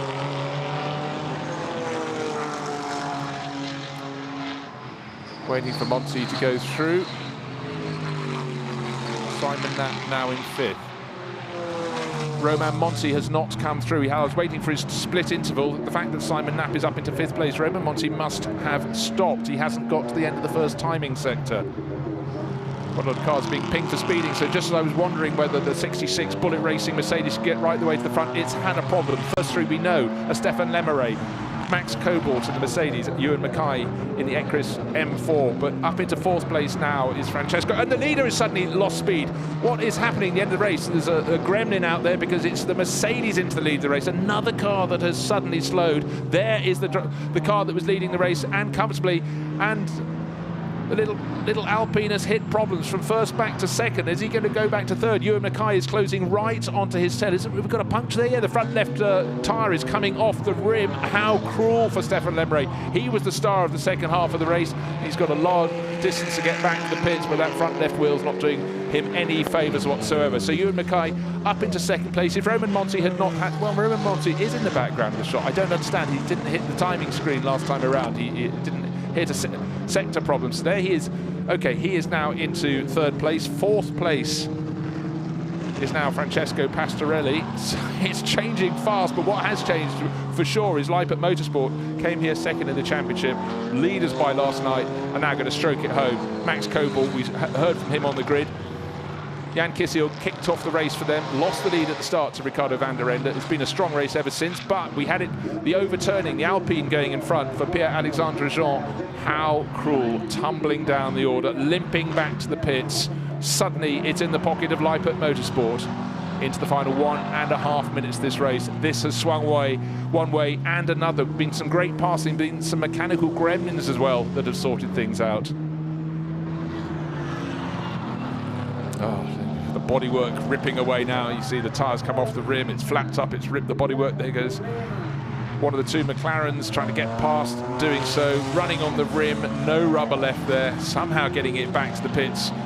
Just about, turn 15 has to be negotiated, and is he just about to give up now? Doesn't want to interrupt those behind, but looks like Pierre-Alexandre Jean, just as I thought the team's fortunes have changed. It's not been the best of seasons for them. They've had a quick car, but things tend to happen to them. Nothing at all, though, is happening to Leipzig Motorsport. Twice they've been passed by other rivals for the lead, but they're back in. Look, we're into the final minute of the race, and sitting on a tidy advantage. 6.5 seconds over Ewan Mackay. Max Cobalt leading the way on this, the final lap of their 2 races here at Misano. It's been hot, the racing's been great. Let's hope he can have nothing occur to him. Down to turn 8 he comes. 2nd place car, Ewan Mackay in the Ecris Motorsport BMW, and Romain Monti in the background. I thought he was the car that had problem. He didn't appear on the timing screens for a while. It was a timing glitch, and he is still going. 4th place will go to Francesco Pastorelli. Simon Knapp will take home 5th, or will he? Things keep on changing. And in fact, just looking to see, there's something happening with this 66 Romain Monti car. We can see it in the background of our shot. We know it's not the sister car. The 33 car went out. Stephen Patrick damaged the front end of that. But on the graphic, and I've just got to try and tie up the graphic with any potential penalties for 66. I can see it with my eyes on the circuit, but still listed as 3rd on my screens. But other points, as Pierre-Alexandre Jean, so gutted, pulls aside the circuit. I'm just going to try and tally everything, but one thing that is absolutely undoubted is victory is going to go to the number 4 pole starting Mercedes from Leipzig Motorsport. Jan Kissel started, and Max Cobalt takes it to finish. A little jig, swings the wheel from side to side. 2nd place, Ewan Mackay. I know a lot of cars are going to get speeding penalties. Those might be added later. And right on the tail of Mackay is Romain Monti at the end of the race in the 66 Mercedes. 4th place will go to Francesco Pastorelli. Good run for the V8 Racing crew. 5th place to Simon Knapp. 6th place will go to Jan Reinig. Here he comes, leading Pro-Am in 6th overall. Be very proud of that run to the flag. And Mika Stanley will come home 7th for Aston Martin. Will he just checking those final finishers as they run through? And Lucy Treff's just seeing coming across the line in 9th. And 10th place will be Cedric Freiberg-Haus. One thing, Sarah, yes, the Phoenix Racing Audi, number 1. To the line in 10th place. I think some of these positions may have a little bit of changing in the closing moments because there are some penalties to be applied, but what we can say was a race of considerable interest as things kept happening. Of course, the fact that 2nd place has been recovered by the Ecris Motorsport team is fair. They raced hard, they had a problem, but for Pierre-Alexandre Jean and Stéphane Lemeray, who's at the side of the circuit, he'll be beside himself as well as being beside the car, because it looks so his really good reading of the restart after the safety car, after the full course yellow, had done absolute wonders for him, moved him up to second place, but in the end it's come unstuck with that front puncture, couldn't make it back to the pits, and eventually it ripped itself apart. And victory goes to number 17 Aston Martin. We saw that move forward up ahead of the number 32 entry, one of the Cellizlar Racing Mercedes, and Eric Mouet fell down from first in class in the AM class to third by the end of the race. So much incident, and I think there's going to be lots of chat up and down the length of the paddock, because everybody seemed to have something or other that tipped their race one way or the other, or in fact sometimes one way and then the other. But at the end, it's Max Cobalt building on the work of Jan Kisiel. Could have been second today, twice pushed back from the lead into that position, but at the end, there the car, going past the parked Alpine just then, just dreadful problems. Leading the race, the Alpine looking good at the front, the big yellow Mercedes in behind the little blue Alpine, and then suddenly kaboof. You could just see a little puff of smoke, the front left tyre starting to deflate and didn't go a great deal further. The pace has dropped away because Stéphane Lemeray couldn't get it to turn through the sequence of corners, turn 1 to turn 2. By the time they got to turn 5, the tyre was off the rim, the bodywork became battered, and it didn't make it back to the pits. But this is a man who has made it back to the pits. It's Max Cobalt undoing his belts, his harness, getting out of the car, and he and Jan Kisiel will have cause to celebrate, because they are they moved into championship lead yesterday, and now they're very much at the front. Victory came to them. They could have been second, maybe should have been second, but they've grabbed the maximum haul of points. And in comes the Bullet Racing Mercedes into third place in behind them. So a new combination of Bullet Racing, and it's really working dividends. Second place to Ewan Mackay and Ricardo van der Ende. Well, whatever the problem was, they managed to nurse the car to the finish, and a haul of points for second place. Very welcome, when it looks as though if that problem continued to manifest itself, it could have been nothing at all.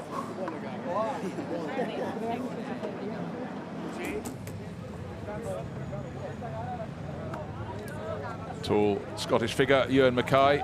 Hug for him, he got that car to the finish. So let's go down, because Dakota's about to do some interviews down in Parc Fermé. Let's hear from Max Cobalt and Jan Kisiel, today's winners. Jan and Max, congratulations. That was a race full of action. What did you think was going to happen in the end there, Max? Yeah, Jan did a great first stint. And then I came in, little problems with front tires, they were quite gone already. So yeah, I had to let the Alpine go, but in the end, yeah, he had a flat tire, which is a pity for him, but yeah, good for us, and yeah, we scored some really good points for the championship now, so happy. Jan, great first stint from you. It's hard managing those tires, isn't it, in this heat? Yeah, the heat is really enormous, but you know, the car is great, the team did a great job, me and Max also, not bad. Of course, a bit of luck, but we're here leading the championship just to hold it. That's our dream. Congratulations, guys. Go collect your trophies. What you have to say, Leipert Motorsport, with this pairing, consistent excellence. They've been right at the sharp end, and at the end of today's race, they are at the sharp end. 6.6 seconds clear of the stop-start Ecris Motorsport M4. Ewan Mackay bringing that home. He'll be pleased. Problems didn't become any worse. Alex Lamberts and Romain Monti, just what a weekend. They joined Bullet Racing. They took victory yesterday afternoon, and they were hunting up the order, came from 18 up to third. Delighted with that. Duncan Houseman, Francesco Pastorelli, fourth for them. Simon Knapp, Alec Udell, fifth.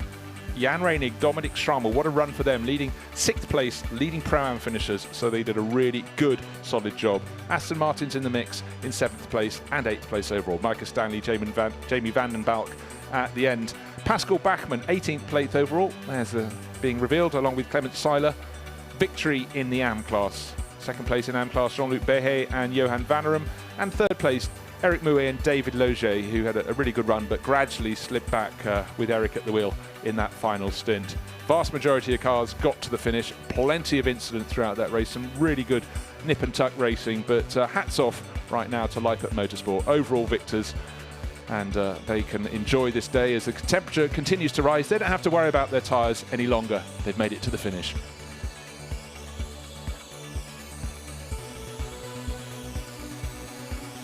The hills behind the Adriatic coast looking an absolute picture in the heat haze. Let's take a look at the points. Kisiel and Cobalt took the championship lead last night, extended it with that victory this morning. Simon Knapp and Alec Udell, another good haul of points for them, keeping their championship hopes alive. And Daniel McKay, Benjamin Lassen lost ground today.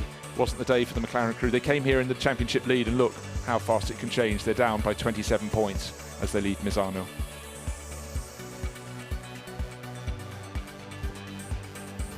Duncan Hausman gaining some more points, but a slow start to the season, but he's now starting to pick up that 4th place today overall, with Francesco Pastorelli gave him a helping hand. But if he carries on in that combination, it looks pretty good. He'll work his way towards the top 10. Now, Pro-Am Cup. Lucy Treffs brought it home in 2nd place in class today with Marcus Paverud. Marius Zug and Gabriele Piana didn't start the race, so no points at all for them. But the people who made the biggest gain, Dominic Schrammel and Jan Reinig, won the class today, go vaulting up the table to 4th place overall. So great run for them. 6th place, they finished this race. Top Pro-Am runners. Really good run in all that traffic for SRO Motorsport.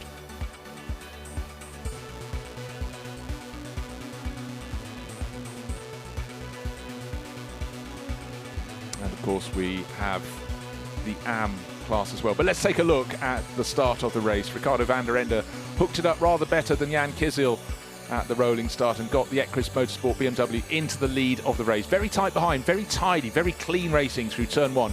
Often a magnet for accidents, but kept it good through turn 1, turn 2. I can see the bodywork. He's already loosened the bonnet on the front of the 33 car. We saw it later flapping up, but it was loose at this very early stage of the race. So something on the first lap, but then suddenly the lead went away. The Equus M4 lost 5 seconds in a lap. You can see very nearly lost 3 positions. Just managed to keep his nose in front of the Camaro, and then problems for the really well-driven Ginetta. It stopped on the circuit, caused a full course yellow. Then there was a real scramble getting out the pits. This is 2nd, 3rd and 4th, with the Equus Motorsport car that had fallen to 4th getting back into 3rd. 2 teammates having a little clash, one parked, the other getting away rather badly, and then a brilliant restart from having fallen from 2nd to 4th in that scramble out of the pits.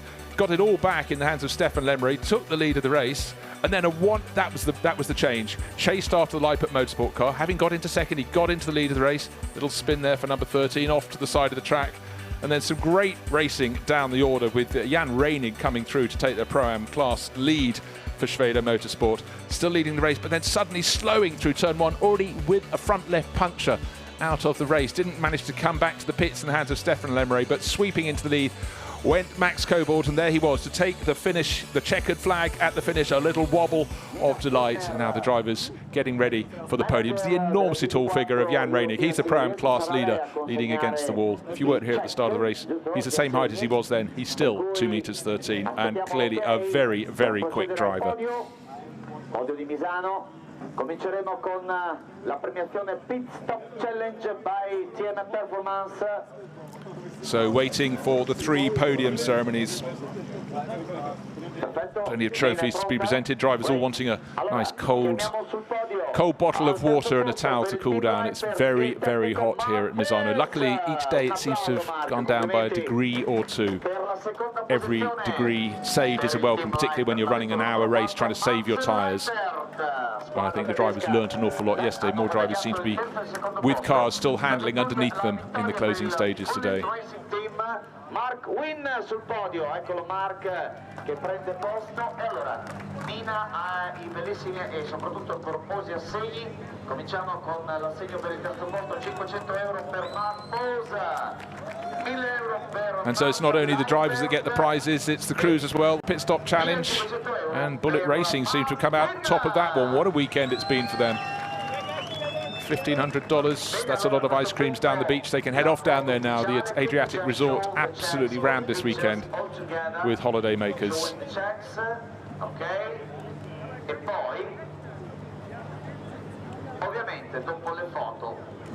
So now we're waiting for the first of the driver podiums coming up, the overall podium. Already heard from the winning drivers, get to see them up on the podium very shortly indeed. And no one does champagne with more gusto than people that aren't normally up on the podium. Someone, Leipert Motorsport, they take the overall honours and take a direct blast up the nostrils with champagne. That was smart for a bit, but great fun to see the crews up there.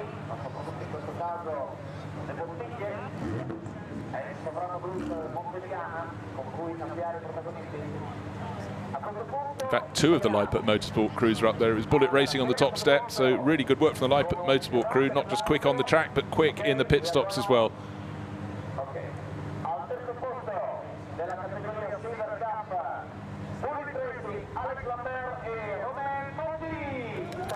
So first yesterday, third place today, charging from 18th on the grid. What a run for Alex Lamberts, who kicked off this morning, and Romain Monti, who brought it home at the end of the race.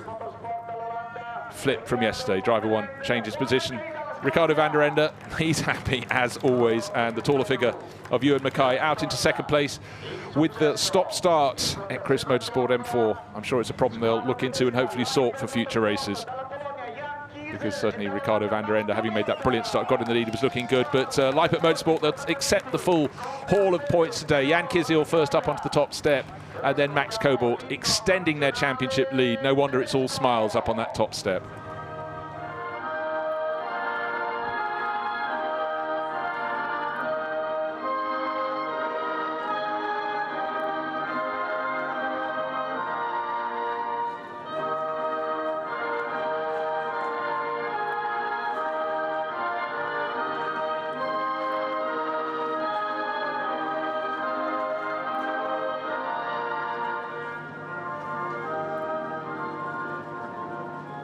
L'inno di Germania, un applauso al podio ed è il momento di chiamare con noi Mr. Peter Kuren, responsabile. So the German national anthem for the winning team, Leipert Motorsport, and there are our top three finishing crews.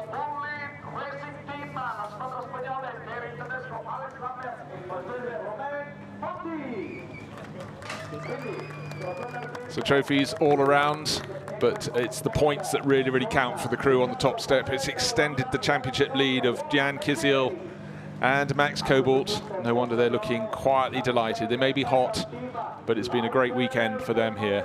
And a great weekend too for the crew on the right-hand side of the podium.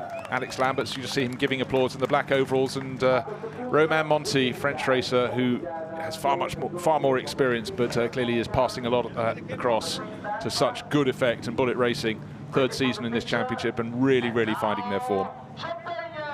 Now the champagne, and yes, a lot more gusto today. Yesterday they were trying to save their overalls and stay out of the heat. Now it matters no longer. Faceful there for Max Cobalt, but he'll take that on board. In fact, sorry, Jan Kisiel through the spray, got the wrong driver. But the winning duo extending their championship lead. So a really fantastic weekend for the Leipert Motorsport pair.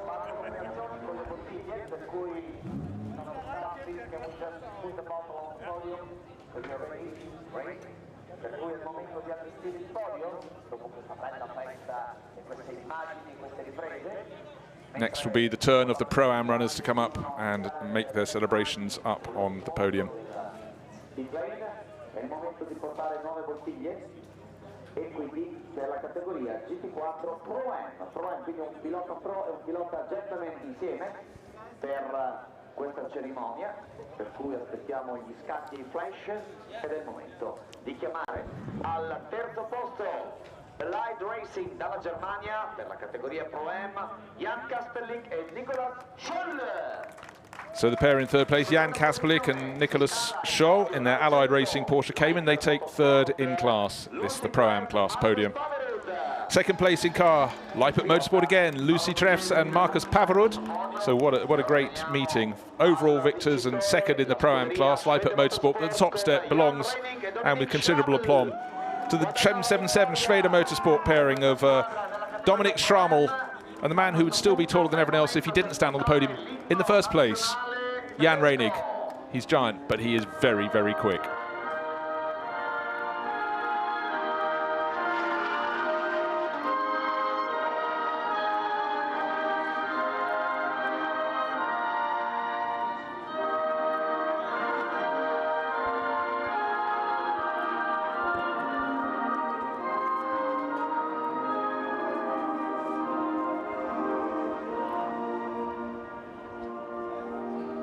Un applauso a un podio tutto tedesco per quanto riguarda il team, ed è il momento di indicare ancora con noi Peter Kuren che rappresenta Pirelli per premiare al terzo posto il team.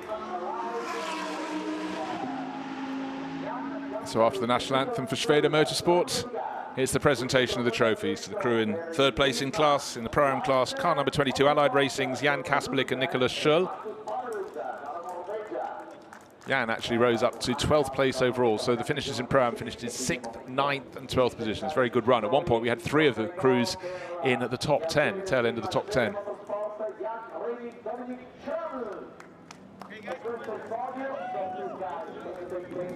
But on the top step of the podium, they're all trying to get on the top step now for the photo, but quiet satisfaction from Jan Reinig there. Looking very happy indeed, along with Dominic Schrammel. Just trying to imagine that pit stop, trying to change from a driver who's about 1m76, one would guess, with one that's 2m13. But this is the only car that Jan Reinig can fit into, and it's a car that he drives very, very well indeed, and a car right at the front end of the Pro-Am class, the Mercedes AMG. He's hoping that Dominic Schrammel's hair will now grow with a little bit of lubrication.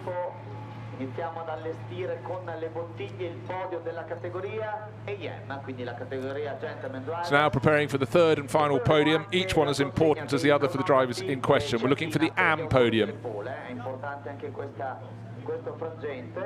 And the top car in the AM class was in 18th position overall. We know that was the number 17 Aston Martin from Street Art Racing, Pascal Bachmann and Clement Seiler. I wonder if Clement's brought his godfather for the weekend, Giacomo Agostini, up to the podium. Can't see him yet. Cominciamo col chiamare al terzo posto la squadra CMR con Eric de Viglioge. Un bel applauso alla squadra francese. So CMR, they lost race victory, but at least they've got a placing in the AM class. That's David Loggia and Eric Mouet in their Alpine A110. They take the third step on the AM podium. Second place in AM, Salazar Racing Team, Jean-Luc Behet and Johan Vannerum, class leaders. And out onto the top step, having finished in 17th place overall, an Aston Martin crew. Number 17, Street Art Racing, Pascal Bachmann and Clement Seiler.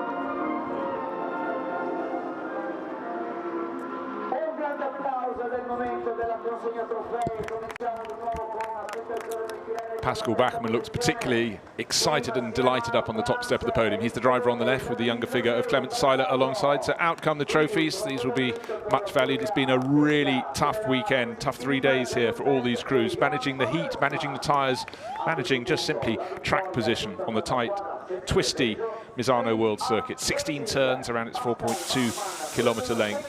Always hard work. 2-3 abreast has been the order of the day. Getting the restarts right as well. And for all these drivers, who knows what combination we'll have up on the podium next time around, but victory in class by quite a tidy margin. By about 10-12 seconds for the Aston Martin crew from Street Art Racing. Will they be able to do it again? We'll find out at the very next round. So now it's time for the final podium after the GT4 European Series second race at the MISANO World Circuit. We've got to the end. We've got to the champagne. It's time to wrap it up. Do make sure you come and watch the GT4 European Series again. The racing is fantastic. We've enjoyed it here at MISANO. That's it. Goodbye from me, Bruce Jones.